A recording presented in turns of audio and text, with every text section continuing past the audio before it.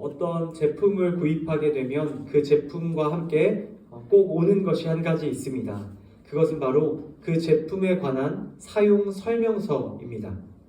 그 제품에 대해 잘 소개해주고 또 제품의 주의사항을 알려주며 제품을 잘 사용할 수 있도록 도와주는 것이 바로 제품의 사용 설명서입니다.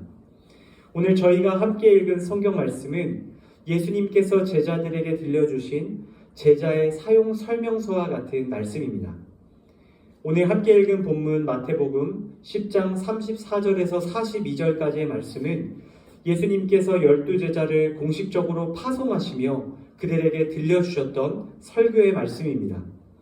예수님께서는 앞으로 제자들이 예수님을 따르는 제자도의 삶을 살아갈 때에 그들이 무엇을 기억하며 살아가야 할지를 알려주기를 원하셨습니다.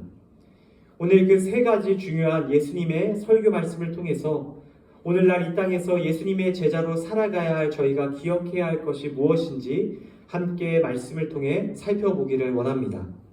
우리 첫 번째인데요. 오늘 본문 34절부터 36절까지의 말씀을 우리 한 목소리로 다시 한번 읽어보도록 하겠습니다. 34절입니다. 시작! 내가 이 땅에 평화를 주러 왔다고 생각하지 말라. 나는 평화가 아니라 칼을 주러 왔다. 나는 아들이 아버지와 딸이 어머니와 며느리가 시어머니와 서로 다투게 하려고 왔다. 그러므로 사람의 원수는 자기 집안 식구가 될 것이다. 아멘. 예수님께서 제자들에게 들려주신 제자들이 반드시 기억해야 할 첫 번째 사실은 바로 복음은 갈등을 낳는다라는 것입니다. 예수님께서는 제자들에게 당신이 이 땅에 오신 이유가 평화를 주러 온 것이 아닌 칼을 주러 왔다라는 다소 이해할 수 없는 파격적인 말씀을 들려주고 계십니다. 예수님의 이와 같은 말씀은 우리를 당황하게 만듭니다. 왜입니까? 우리가 알고 있는 예수님은 평화의 왕이시며 화평케 하시는 분이시기 때문입니다. 그런데 예수님께서는 오늘 본문을 통해 자신이 평화를 주러 온 것이 아닌 사람들에게 칼을 주러 왔다라고 이야기하십니다. 여러분, 패러다임 쉬프트라는 말이 있습니다. 잘 알고 계실 텐데요. 세상을 이해하고 해석하던 기존의 사고의 틀이 근본적으로 전환되는 것을 뜻하는 말입니다. 어떤 시대나 공동체가 당연하다고 여기던 사고의 틀이 깨어질 때 큰 충격이 발생합니다. 기존에 쌓아왔던 것이 무너지고 새로운 것이 자리 잡는 일은 한 개인이나 사회나 공동체에게 큰 충격을 가져다주는 사건입니다. 예수님의 복음은 그것을 받아들이는 한 개인의 삶을 완전히 바꾸는, 다시 말해 패러다임의 쉬프트를 일으키는 일입니다. 예수 그리스도의 복음은 한 인생을 완전히 변화시키는 놀라운 능력이 있습니다. 그리고 그 과정 가운데에는 결단이 필요하죠. 이전까지 가지고 있던 삶의 방식을 과감히 버리고 새로운 삶의 방식을 채택하는 것입니다.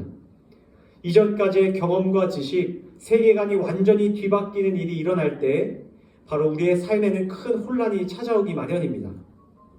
오늘 본문에 기록되어 있듯이 아버지와 아들이, 어머니와 딸이, 며느리와 시어머니가 예수 그리스도의 복음으로 인해 이와 같은 큰 충격을 겪고 갈등을 빚을 수 있다라고 성경은 이야기합니다. 예수님께서 평화를 주러 온 것이 아닌 칼을 주러 왔다는 말씀은 예수 그리스도의 복음이 갈등을 조장한다거나 가족을 분열시킬 목적으로 주어졌다는 뜻은 물론 아닙니다. 오히려 이 복음이 한 개인과 공동체를 변화시키는 놀라운 능력이 있음을 알려주고 있는 말씀인 것이죠. 우리가 속한 가정과 일터, 예수 그리스도의 복음이 전해질 때 그것이 때로는 잘 전해지지 않고 때로는 그 복음으로 인해 우리 주위에 갈등이 발생할 수도 있습니다. 그러나 우리가 꼭 기억해야 할 것은 복음으로 인해 일어나는 모든 갈등을 우리가 견뎌내고 끝까지 그 복음을 의심하지 않고 증거할 때 하나님께서는 우리 주위에 있는 사람들의 삶을 복음을 통해 올바른 방향으로 변화시켜 주실 것이다 라는 것입니다. 복음을 통해 우리 주위에 있는 이들에게 놀라운 변화, 참된 기쁨과 생명이 주어지게 된다는 사실을 여러분 기억하실 수 있기를 바랍니다. 여러분 주위에도 복음을 꼭 전하고 싶은 가족, 또 친척, 직장 동료들이 많이 있으실 것이라 생각합니다. 그들에게 복음을 전하는 과정 가운데 오늘 주님께서 말씀하신 것과 같은 갈등이 생길 수 있습니다. 하지만 그때에 우리는 결코 낙심하지 말고 깨어 기도하며 복음의 능력을 신뢰하며 복음을 전해야 할 것입니다. 우리가 주저하지 않고 끝까지 예수 그리스도의 복음을 전할 때에 하나님께서는 우리 주위에 있는 이들이 복음을 받아들이도록 결단하게 하실 것입니다. 또한 그 결단으로 인해 그들의 삶이 주 안에서 완전히 새로워지고 영원한 생명과 기쁨을 누리게 될 것입니다. 그 일을 위해 때로는 뱀처럼 지혜롭고 때로는 비둘기처럼 순결하게 모든 갈등을 이겨내는 또 복음을 증거하는 삶을 살아가게 되는 저와 여러분들 되시기를 간절히 소망합니다. 우리 두 번째입니다. 37절에서 39절까지의 말씀을 한 번 더 읽어보도록 하겠습니다. 37절입니다. 시작. 누구든지 나보다 자기 부모를 더 사랑하는 사람은 내게 합당하지 않다. 나보다 자기 아들, 딸을 더 사랑하는 사람도 내게 합당하지 않다. 또 누구든지 자기 십자가를 지지 않고 나를 따르는 사람도 내게 합당하지 않다. 자기 목숨을 얻으려는 사람은 그 목숨을 잃을 것이요 나를 위해 자기 목숨을 잃는 사람은 그 목숨을 얻을 것이다. 아멘. 네, 두 번째입니다. 오늘 본문을 통해 우리가 꼭 기억해야 할 두 번째 사실은 우리 앞에 자막에 나온 것처럼 예수님의 제자는 우선순위가 바뀐 사람들이다 라는 것입니다.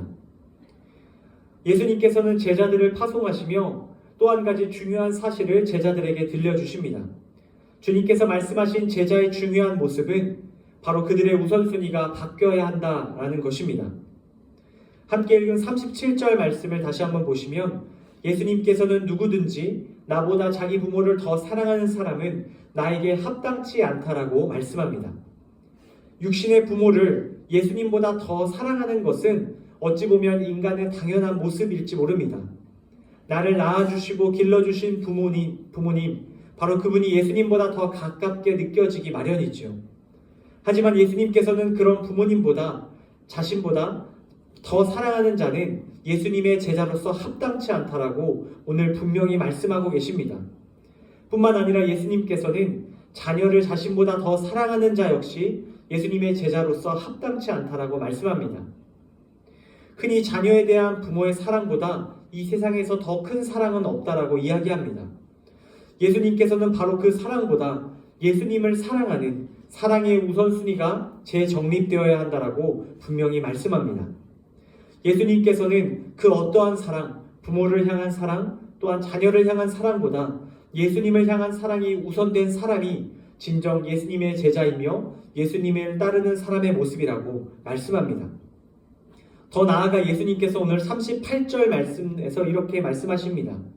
자기 십자가를 지고 예수님을 따르는 사람, 자기를 부인하고 예수님을 따르는 사람이 바로 예수님의 제자로서 합당하다라고 말입니다. 여러분, 자기 십자가를 진다는 것이 무엇입니까? 자기 십자가를 지고 자기 예수님을 따른다는 것은 육신의 정욕과 안목의 정욕, 이생의 자랑과 같이 나를 기쁘게 하는 세상적인 것, 나의 유익과 나의 기쁨을 내려놓고 오직 주님을 위해 살아가는 삶을 뜻합니다. 여러분, 이 세상 그 누가 자신의 기쁨과 유익을 포기하고 남의 기쁨을 위해 살아갑니까? 내 인생을 나의 즐거움을 위해서가 아닌 다른 누군가의 기쁨을 위해 희생한다는 것은 결코 쉽지 않은 일입니다. 그러나 우리 주님께서는 자신의 삶의 기쁨과 유익을 예수님을 위해 포기할 것을 요청하고 계신 것이죠. 나보다 예수님을 더 사랑하는 삶을 요청하고 계신 겁니다. 여기서 한 걸음 더 나아가 주님께서 오늘 39절 말씀을 통해 자기 목숨을 얻으려는 가장 기본적인 인간의 욕구조차 포기할 때, 예수님을 위해 자신의 생명조차 아끼지 않을 때 비로소 주님께서 우리에게 진정한 생명을 주시겠다 말씀하여 주십니다. 이순신 장군의 명언 중에 필사직생, 필생직사라는 말이 있는 것을 잘 아실 겁니다. 죽고자 하면 살 것이요 살고자 하면 죽을 것이다. 예수님께서 제자들에게 오늘 39절 말씀을 통해 들려주신 말씀이 이와 비슷합니다. 주님께서는 자신을 위해, 예수님을 위해 자기 생명을 아낌없이 바칠 수 있는 사람들은 반드시 주님께서 살리실 것이라 말씀하시죠. 반대로 자기 생명을 보존하려는 자들은 죽게 될 것이라 말씀합니다. 예수님께서는 당신의 제자들에게 이처럼 세상의 그 누구보다, 심지어 자기 자신보다 예수님을 더 사랑하는 사랑의 우선순위의 변화가 일어나길 오늘 분명히 요청하고 계십니다. 사랑하는 이곳에 계신 성도 여러분, 부모와 또 자녀보다 그리고 자기 자신보다 여러분은 예수님을 더 사랑하고 계십니까? 우리의 힘과 능력, 의지로는 결코 예수님을 가장 사랑하고 따르는 일이 쉽지 않을 것입니다. 그러나 우리 안에 계신 성령께서 우리를 예수님의 제자다운 모습으로 살아가게 하십니다. 예수님을 세상 그 무엇보다, 그 누구보다, 심지어 자기 자신보다, 자신의 생명보다 더 귀하게 여기는 우선순위의 변화를 일으켜 주시기를 간절히 소망합니다. 바로 그러한 우선순위의 변화로 말미암아 예수님의 제자로 합당한 삶을 살아가는 저와 여러분 되시기를 주님의 이름으로 축복합니다. 우리 마지막 40절에서 42절 말씀인 우리 다시 한번 한 목소리로 읽어보도록 하겠습니다. 40절입니다. 시작. 너희를 영접하는 사람은 나를 영접하는 것이고 나를 영접하는 사람은 나 보내신 분을 영접하는 것이다. 누구든지 예언자를 예언자로 여겨 영접하는 사람은 예언자의 상을 받을 것이고 누구든지 의인을 의인으로 여겨 영접하는 사람은 의인의 상을 받을 것이다. 내가 진실로 너희에게 말한다. 누구든지 내 제자라는 이유로 이 작은 사람들 중 하나에게 냉수 한 그릇이라도 주는 사람은 반드시 그 상을 놓치지 않을 것이다. 아멘. 우리 마지막 세 번째입니다. 우리 앞에 자막을 함께 읽도록 하겠습니다. 시작. 예수님의 제자를 영접할 때 하늘의 상이 주어집니다. 예수님께서는 제자들을 파송하시며 끝으로 다른 제자들을 어떻게 대해야 할지를 알려주고 계십니다. 예수님께서는 당신의 제자를 영접하는 사람이 곧 예수님을 영접하는 사람이라는 것을 말씀하십니다. 그리고 예수님을 영접하는 것은 또한 그를 보내신 하나님을 영접하는 것이라고 말씀하고 계시지요. 누구든지 예수님의 제자라는 이유로 그 사람이 누구든지 그 사람을 정성껏 대하고 영접한다면 그것이 곧 하나님을 영접하는 놀라운 일이며 하나님을 기쁘시게 하는 일이라고 말씀합니다. 또한 그러한 자들에게는 하늘의 상이 주어질 것이라고 주님 약속하고 계시지요. 여러분, 예수님께서 왜 이와 같은 다른 제자들을 어떻게 대해야 할지를 말씀하고 계십니까? 예수님께서는 제자들이 서로를 그리고 믿음 안에서 예수님을 따르는 모든 자들을 사랑하고 섬기며 기쁨으로 영접하기를 원하셨던 것입니다. 오늘 말씀에 기록된 것처럼 작은 사람들, 예수님을 따르는 남녀노소 모든 이들을 선대하고 품어주는 것, 그것이 곧 예수님께서 원하시는 제자 공동체의 모습입니다. 어찌 보면 오늘 본문에 나오듯이 냉수 한 그릇을 제공하는 것은 대단한 일이 아닐지 모릅니다. 하지만 바로 그 사소한 행동, 아주 작고 볼품없는 일이라 할지라도 정성을 다해 우리 주위에 있는 믿음의 사람들을 대할 때 주님께서 그 일을 기뻐하십니다. 그리고 그런 아름다운 선대를 통해 제자 공동체가 아름답게 세워지며 서로 동역하는 일들이 일어날 것을 주님께서 말씀하고 계신 것이죠. 바라기는 저와 여러분 모두가 우리 주위에 예수님을 따르는 자들을 힘껏 격려할 수 있기를 원합니다. 그들을 환대하고 또한 선대하며 그들을 귀하게 여기는 모습을 갖게 되기를 간절히 소망합니다. 때로는 나와 다른 모습으로 예수님을 전하는 자들을 정죄하거나 판단하지 않고 그들의 방식을 존중하며 믿음 안에서 그들을 격려하고 또한 그들을 위해 기도할 수 있는 성숙한 믿음의 공동체의 모습이 우리 안에 또한 있기를 원합니다. 또한 남녀노소 구분하지 않고 우리가 서로를 작은 말과 행동으로부터 서로 섬기며 격려하고 위로할 때 하나님께서 그 모습을 통하여서 우리 공동체를 하나님을 따르는 믿음의 공동체를 아름답게 세워가실 줄로 믿습니다. 주께서 그런 우리의 모습을 또한 잊지 않으시며 하늘의 상을 허락하여 주신다는 사실을 또한 꼭 기억하실 수 있기를 바랍니다. 당장 내가 속한 가정과 일터, 교회 안에서 오늘 하루 믿음의 사람들을 격려하실 수 있기를 바랍니다. 냉수 한 그릇을 대접하는 마음으로 작은 것이라도 죽게 하듯하며 믿음의 사람들을 세워줄 때 주님께서 우리의 그 섬김 가운데 함께 하시며 또한 그들을 힘있게 세워주실 줄로 믿습니다. 또한 바라기는 우리가 믿음의 공동체에 한 사람 한 사람을 세워줄 뿐만 아니라 이미 예수님을 따르는 제자들을 넘어 앞으로 예수님을 따르게 될 이 땅의 모든 사람들에게 냉수 한 그릇을 기꺼이 대접하는 저와 여러분들이 되기를 원합니다. 내가 속한 가정과 일터에 아직 예수님을 알지 못하는, 예수님을 따르지 않는 이들이 있을 것입니다.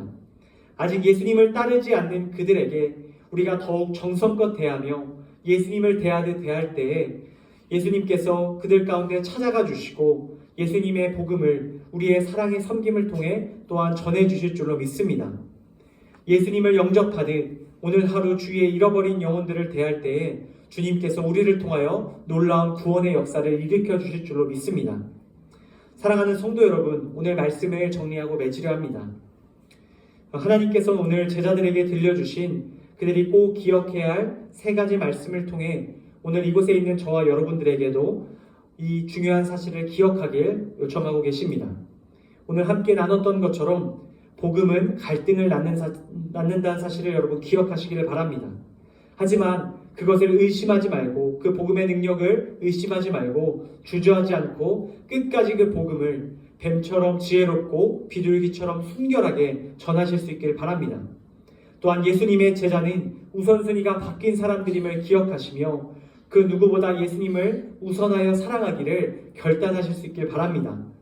또한 예수님의 제자를 영접할 때 하늘의 상이 주어진다는 사실을 기억하시며 예수님의 제자들을 또한 이 땅의 모든 잃어버린 영혼들을 예수님을 영접하듯 냉수 한 그릇을 대접하는 여러분의 모습들이 나타나게 되기를 간절히 소망합니다.